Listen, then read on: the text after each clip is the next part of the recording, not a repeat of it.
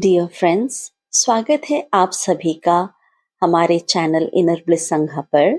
मैं आप सभी को दिल से धन्यवाद कहना चाहती हूँ फॉर सब्सक्राइबिंग माय चैनल, धन्यवाद for liking my videos and धन्यवाद मुझे सुनने के लिए। नए साल 2024 की आप सभी को ढेर सारी शुभकामनाएं। इस नए साल पर क्यों ना हम शुरुआत करें श्रीमद् भागवत गीता से प्रेरित होकर। गीता के कुल 18 अध्याय हैं और हर एक अध्याय आपको आपके जीवन को और बेहतर बनाने के लिए प्रेरित करता है। इस वीडियो को पूरा सुने, न जाने गीता की कौन सी लाइन आपके अंतर्मन को छू जाए और कोई चमत्कार हो जाए। कुछ भी हो सकता है। कहते हैं कि गीता में आपके मन में उठने वाले सारे सवालों के जवाब है। आपकी हर एक समस्या का हल छुपा हुआ है। तो चलिए शुरू करते हैं श्रीमद् भागवत गीता का 7वें अध्याय का महात्म्य। भगवान शिव कहते हैं, पार्वती, अब मैं 7वें अध्याय का महात्म्य बतलाता हूँ, जिसे सुनकर कानों में अमृत राशि भर जाती है। पाटलिपुत्र नामक एक दुर्गम नगर है, जिसका द्वार बहुत ही ऊंचा है। उस नगर में शंकुकर्ण नाम का एक ब्राह्मण रहता था। उसने वैश्य वृत्ति का आश्रय लेकर बहुत सारा धन कमाया, किंतु ना तो कभी पितरों का तर्पण किया और ना देवताओं का पूजन किया। वह धन उपार्जन में तत्पर होकर राजाओं को ही भोज दिया करता था। उस ब्राह्मण ने अपना चौथा विवाह करने के लिए पुत्रों और बंधुओं के साथ यात्रा की। मार्ग में आधी रात के समय जब वह सो रहा था, एक सर्प ने कहीं से आकर उसकी बाहों में काट लिया। उसके काटते ही ऐसी अवस्था हो गई कि मणि, मंत्र और औषधि आदि से भी उसके शरीर की रक्षा करना संभव न हुआ। तत्पश्चात कुछ ही क्षणों में उसके प्राण पखेरु उड़ गए। फिर बहुत समय के बाद वह प्रेत सर्प योनि में उत्पन्न हुआ। उसका चित्त धन की वासना में बंधा था। उसने अपने पूर्व वृतांत को स्मरण करके सोचा, मैंने जो घर के बाहर करोड़ों की संख्या में अपना धन गाड़ रखा है, इससे इन पुत्रों को वंचित करके स्वयं ही उसकी रक्षा करूंगा। एक दिन सांप की योनि से पीड़ित होकर पिता ने स्वप्न में अपने पुत्रों के समक्ष आकर अपना मनोभाव बताया। तब उसके निरंकुश पुत्रों ने सवेरे उठकर बड़े विस्मय के साथ एक दूसरे से स्वप्न की बातें कही। उसमें से मझला वाला पुत्र कुदाल हाथ में लिए घर से निकला और जहां उसके पिता सर्प योनि धारण करके रहते थे, उस स्थान पर गया।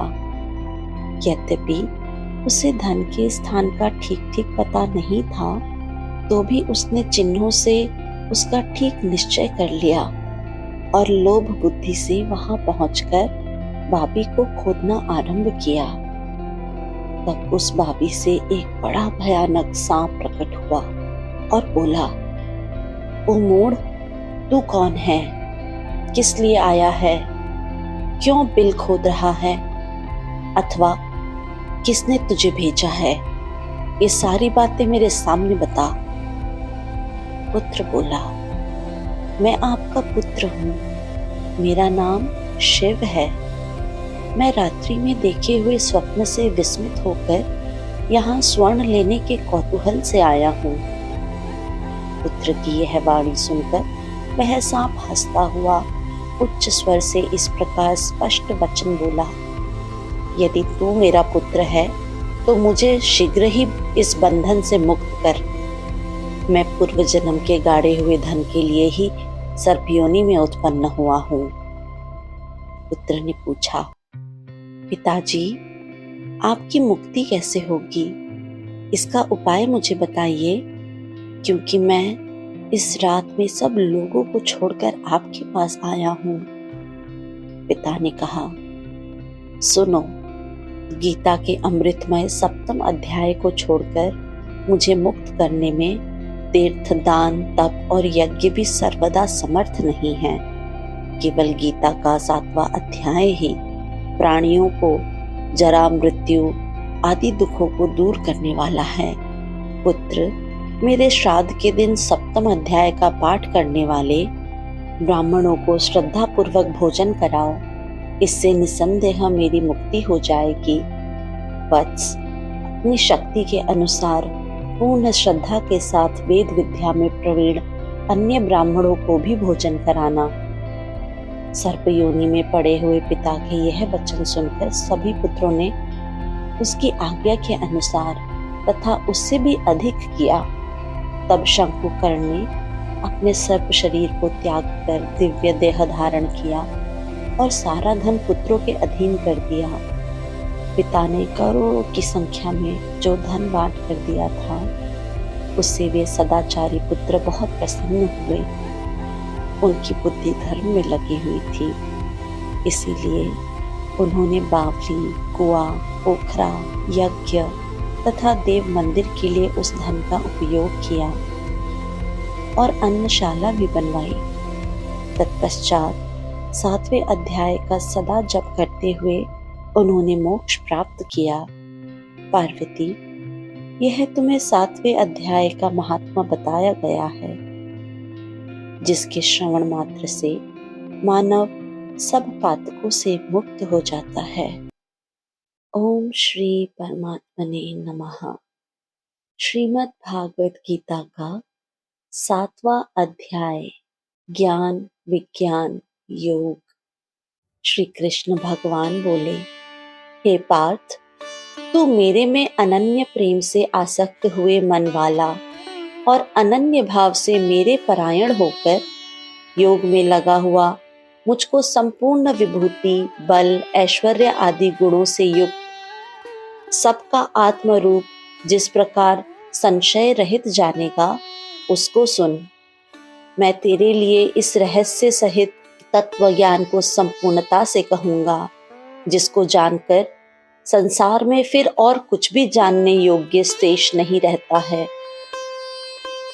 हजारों मनुष्यों में कोई ही मनुष्य मेरी प्राप्ति के लिए यत्न करता है, और उन यत्न करने वाले योगियों में भी कोई ही पुरुष मेरे परायण हुआ मेरे को तत्व से जानता है, अर्थात यथार्थ मर्म से जानता है। हे अर्जुन, पृथ्वी, जल, अग्नि, वायु और आकाश तथा मन, बुद्धि और अहंकार, ऐसे यह 8 प्रकार से विभक्त हुई मेरी प्रकृति है। यह 8 प्रकार से भेदों वाली तो अपरा है, अर्थात मेरी जड़ प्रकृति है। और हे महाबाहो, इससे दूसरी मेरी जीव रूपा परा अर्थात चेतन प्रकृति जान, कि जिससे यह संपूर्ण जगत धारण किया जाता है। हे अर्जुन, तू ऐसा समझ कि संपूर्ण भूत इन दोनों प्रकृतियों से ही उत्पत्ति वाले हैं, और मैं संपूर्ण जगत का उत्पत्ति तथा प्रलय रूप हूँ, अर्थात संपूर्ण जगत का मूल कारण हूँ। इसीलिए हे धनंजय, मेरे सिवा किंचन मात्र भी दूसरी कोई वस्तु नहीं है। यह संपूर्ण जगत सूत्र में सूत्र के मणियों के सदृश्य मेरे में ही गुथा हुआ है। हे अर्जुन, जल में मैं रस हूँ तथा चंद्रमा और सूर्यों में प्रकाश हूँ, और संपूर्ण वेदों में ओंकार हूँ।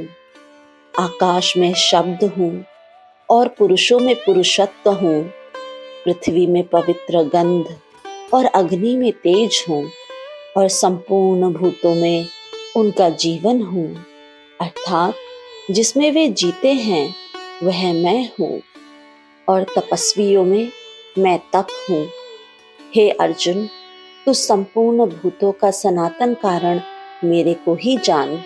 मैं बुद्धिमानों की बुद्धि और तेजस्वियों का तेज हूँ। हे भरत श्रेष्ठ, मैं बलवानों का आसक्ति और कामनाओं से रहित बल अर्थात सामर्थ्य हूँ, और सब भूतों में धर्म के अनुकूल अर्थात शास्त्र के अनुकूल काम हूँ। और भी जो सत्वगुण से उत्पन्न होने वाले भाव हैं और जो रजोगुण से तथा तमोगुण से उत्पन्न होने वाले भाव हैं, उन सबको तो मेरे से ही होने वाले हैं ऐसा जान, परंतु वास्तव में उनमें मैं और वे मेरे में नहीं हैं। गुणों के कार्य रूप सात्विक, राजस और तामस, इन तीनों प्रकार के भावों से अर्थात राग द्वेषादि विकारों से और संपूर्ण विषयों से यह सब संसार मोहित हो रहा है। इसीलिए इन तीनों गुणों से परे मुझ अविनाशी को तत्व से नहीं जानता, क्योंकि यह अलौकिक अर्थात अति अद्भुत त्रिगुणमयी मेरी योग माया बड़ी दुस्तर है। परंतु जो पुरुष मेरे को ही निरंतर भजते हैं, वे इस माया को उल्लंघन कर जाते हैं, अर्थात संसार से तर जाते हैं। ऐसा सुगम उपाय होने पर भी माया द्वारा हरे हुए ज्ञान वाले और आसुरी स्वभाव को धारण किए हुए तथा मनुष्यों में नीच और दूषित कर्म करने वाले मूढ़ लोग मेरे को नहीं भजते हैं। हे भरतवंशियों में श्रेष्ठ अर्जुन, उत्तम कर्म वाले अर्थार्थी, आर्त, जिज्ञासु और ज्ञानी अर्थात निष्कामी, ऐसे 4 प्रकार के भक्तजन मेरे को भजते हैं। उनमें भी नित्य मेरे में एक ही भाव से स्थित हुआ अनन्य प्रेम भक्ति वाला ज्ञानी भक्त अति उत्तम है, क्योंकि मेरे को तत्व से जानने वाले ज्ञानी को मैं अत्यंत प्रिय हूँ और वह ज्ञानी मेरे को अत्यंत प्रिय है।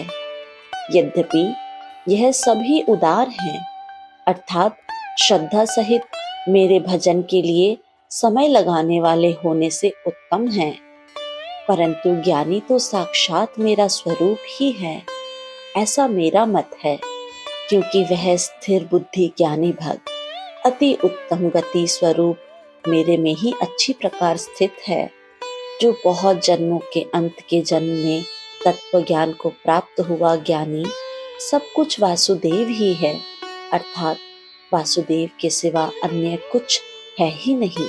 इस प्रकार मेरे को भजता है, वह महात्मा अति दुर्लभ है।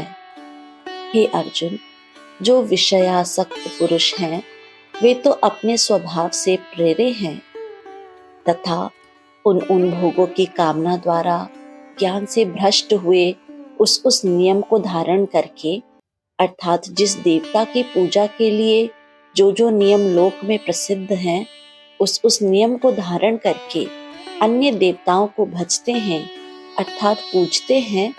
जो साकामी भक्त जिस देवता के स्वरूप को श्रद्धा से पूजना चाहता है, उस भक्त की मैं उस ही देवता के प्रति श्रद्धा को स्थिर करता हूँ।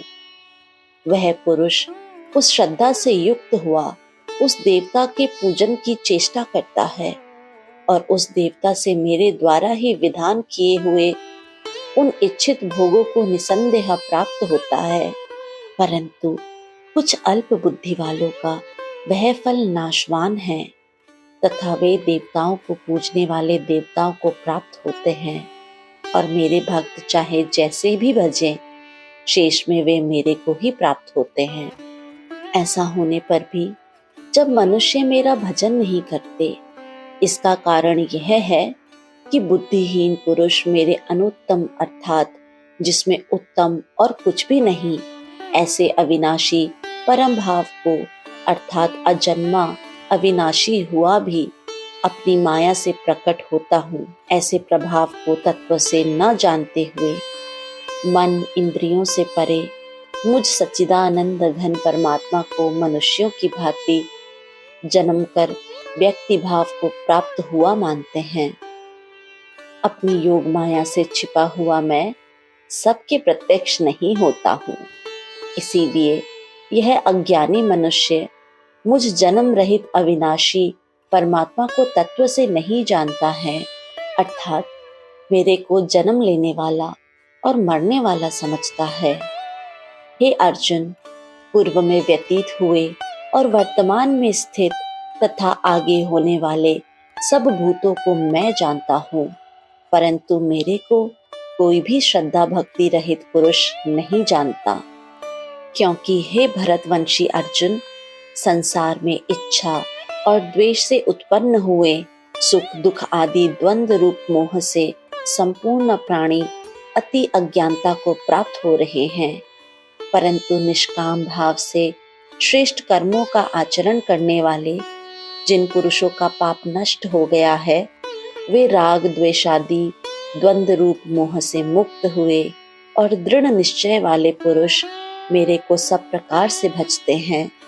जो मेरे शरण होकर जन्म और मरण से छूटने के लिए यत्न करते हैं, वह पुरुष उस ब्रह्मा को तथा संपूर्ण अध्यात्म को और संपूर्ण कर्म को जानते हैं। जो पुरुष अधिभूत और अधिदेव के सहित तथा अधियज्ञ के सहित सबका आत्मरूप मेरे को जानते हैं, अर्थात जैसे भाप, बादल, धूम, पानी और बर्फ ये सभी जल स्वरूप हैं, वैसे ही अधिभूत, अधिदेव और अधियज्ञ आदि सब कुछ वासुदेव स्वरूप हैं। ऐसे जो जानते हैं, वे युक्त चित्त वाले पुरुष अंतकाल में भी मुझको ही जानते हैं, अर्थात प्राप्त होते हैं। श्रीमद् भागवत गीता का 7वां अध्याय ज्ञान विज्ञान योग संपूर्ण। इस वीडियो और ऑडियो को सुनने के लिए आप सभी का बहुत बहुत धन्यवाद।